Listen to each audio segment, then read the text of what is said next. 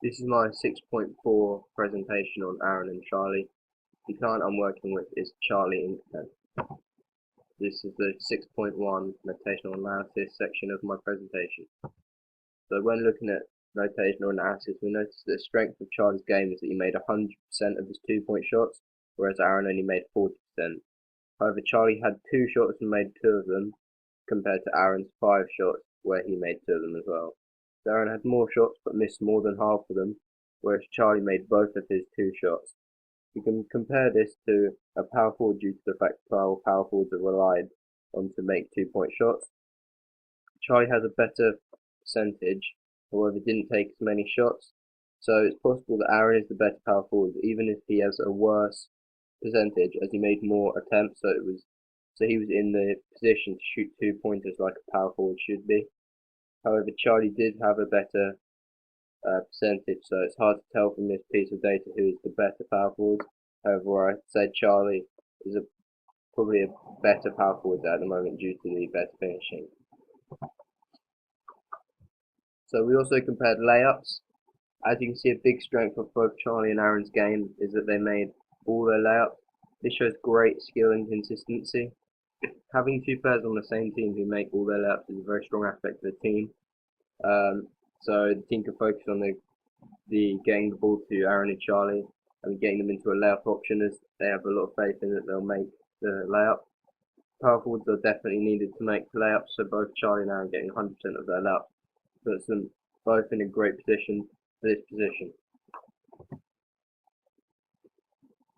A strength that Aaron has over Charlie is the amount of steals. Steals are very important, and Charlie may need to improve this on his overall performance. Aaron made 2 steals, and these may have been vital steals leading to a point scored, whereas Charlie only made 1 steal. From this, it may imply that Aaron is a more defensive player compared to Charlie. However, we do not know the tactics Charlie or Aaron will give him prior to the match, and may have been told to defend or attack. Power forwards are used to make steals, so Aaron having more steals makes you think he has a better defensive side of his game. We also looked at assists, so Aaron got 2 assists compared to Charlie, who got 1 assist. Getting assists is good for the team, however it's not important for a power forward, as they should be scoring, so this will aid Charlie as he did not get as many assists. However, getting assists is still a good aspect of their game, so it doesn't put Aaron completely out of the running. Charlie made 1 defensive rebound, whereas Aaron made none. Defensive rebounds are a big factor of power forwards, as they need to win the ball back and then power on with the ball and score. So Charlie's in the best position to become power forward, as he did make more steals, but he did only make 1, so it's not a lot more, but it does just give him an edge over Aaron. We also did look at overall data analysis in 6.1, so then we can compare the overall data to our 2 clients. So the mean 2 points made was 31%, as you can see. 31% is quite a low score, and this is definitely something that needs working on within the team. However, Charlie and Aaron were both above this, and Charlie did make 100% of his 2 points, so this puts him above the average. 16% of layups were made, however both Charlie and Aaron made 100% of their layups, which again puts them above the average, which shows they could well be the best 2 players in the team going for this position. On average, each person made 1 steal. Charlie did make 1 steal, but Aaron made 2 steals, so Aaron's above the average, whereas Charlie is on average, which is still very good. On average, each person made 0.72 assists. However, Aaron made 2 assists and Charlie made 1 assist, which technically you can't make 0.72 assists, but they're both above the average. On average, each person made 0.72 defensive rebounds. So Charlie made 1 rebound and Aaron made no rebounds, putting Charlie above the average and Aaron just below. Although again, you can't make 0.72 rebounds. So we also did some correlations for our 6.1. So in this we're comparing height and distance covered to see if the taller you get, the more distance you cover. However, the R value shows us that there is a weak positive correlation, and the P value shows us that this could be down to luck. So overall there is no correlation between height and distance, so there is no case that you get taller and you run further because you've got a bigger stride or anything. It was down to luck this time. We also compared height and defensive rebounds. This is sort of look if as you get higher you can make more defensive rebounds or something along those lines. So when comparing height and defensive rebounds, we see that there is a moderate positive correlation and the p-value is below 0.05. So height and defensive rebound do show correlation when compared, and this tells us that the taller you are, the more real rebounds you are likely to make. Okay, we're now moving on to the 6.2 technical model. So here is a video of my client.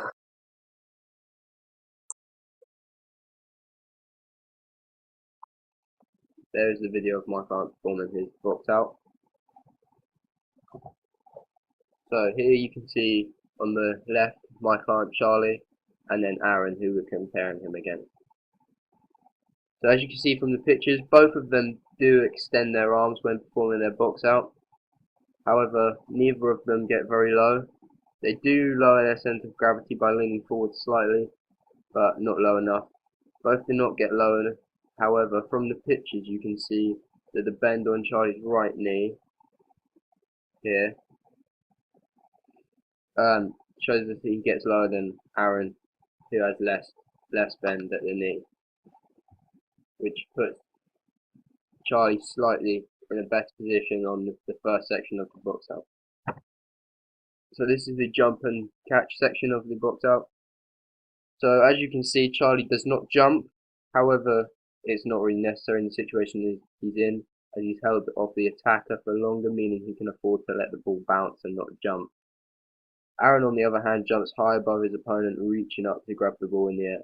Therefore, Aaron is slightly better at the jump, rebound. However, Charlie is better at the boxing out. But then it's slightly unfair to compare the two, as Charlie may have started further back from the basket, whereas Aaron might start closer, giving him an edge catch. But you can't really tell from these situations. You have to do it in exactly the same positions. Then moving on to the land and protect section.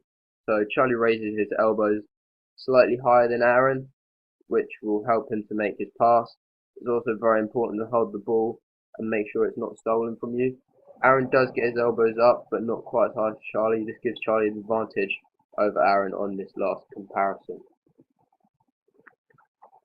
Okay, so moving on to the 6.3 numerical model. So again, we're comparing Charlie with Aaron. So first of all, we'll look at some group data. So the max height is 194 centimeters, which is tall. However, the average height is 177.3 centimeters, which shows us there is quite a few people in the class bringing them down. However, Charlie is above the average and Aaron is just below. The sum of jump height is 7.4 meters, yet the average is 0.4 meters, which shows us that some people can jump very high with the max at 1.37, and some people can't jump very high with the minimum being at 0.2 meters. So Charlie jumped 0.44 centimeters and Aaron jumped 0.37, which does put them over the well, it puts Charlie over the average and Aaron just below, which shows us that maybe Charlie can jump a bit higher, but in a game situation it could be different from when we're recording this. The impulse average is 181.4 newtons. This shows us that some people did exert a lot more impulse than others, as the max is 313 and the min is 124. However, only 3 people exerted over 200 newtons of impulse, so you can say that this may have been a technical glitch. Charlie exerted 188 newtons and Aaron 174. So Charlie is above and Aaron is just below the impulse average. The sum for max mass is 11,968, which tells us that most people average 64.9 kilograms, with one person weighing 79.9 kilograms and the min weighing 55.7. So Charlie weighed 63.2, just under the average, and Aaron weighed 64.3, again just under the average. The max force average is 1,829.9, which shows us that a lot of force was exerted whilst jumping, with one person reaching 3,727 newtons. However, this may be a technical glitch. So Charlie exerted 1,573 newtons and Aaron 1,561, with the average being 1,829.9, so both were under the average on that. Okay, so moving on to some correlations. On this correlation, we're looking at time in air compared with jump height. When finding out the correlation between time in air and jump height, I found that the R value shows that there is a positive correlation and that they do both increase. However, it is not a very strong correlation. The p-value shows us that the evidence is not very credible, as it is above 0.05. There is a positive correlation between the two sets of data of time in air and jump height. However, it's a weak correlation, so would not be used to assess the performance. And the p-value tells us that it could well be down to luck. So jump height does not increase as you spend longer in the air, which you would have thought it would do, but the correlation graph has told us differently. So looking at our next correlation, which is impulse compared with jump height, there is a positive correlation between impulse and jump height. There is a 0, so this for the p-value. This will tell us that the correlation is not credible and that this may well be down to luck, that as impulse increases, so does jump height. So the next correlation we're doing is max force compared with jump height. So when testing the correlation between max force and jump height, we see that there is a weak negative correlation and that the p-value also tells us that the correlation is not credible. This shows us that when max force increases, the jump height does not. The next correlation we're looking at is impulse compared with time in the air. So what we're looking at is that if a bigger impulse in newtons is exerted, then time in the air may increase. However, from the correlation test on these two, we see that there is a weak positive correlation and that the correlation is not very strong. The p-value shows us that the correlation isn't very credible, so this could well be down to luck, that when the impulse increases, so does time in the air. So this is where we compare our two jumpers doing different jumps. So we have the 45-degree angle at the knee, 90-degree angle at the knee, and then counter movement jump where arms and knees are free to jump. So from this graph we can see that the non-experienced basketball player jumped higher on all three of the jumps. This could indicate that Charlie, the non-experienced basketball player, is the better rebounder, as he jumps higher on all three jumps. However, Charlie did bend his knee more than he was supposed to whilst doing the jumps, which could have played a big factor in him jumping higher. So this is a slightly unfair test, as he may have not cheated but gone out of the rules. However, when we were doing this test, he was made to hold the position for longer than Aaron, so this may be why he had to move his leg out of the position.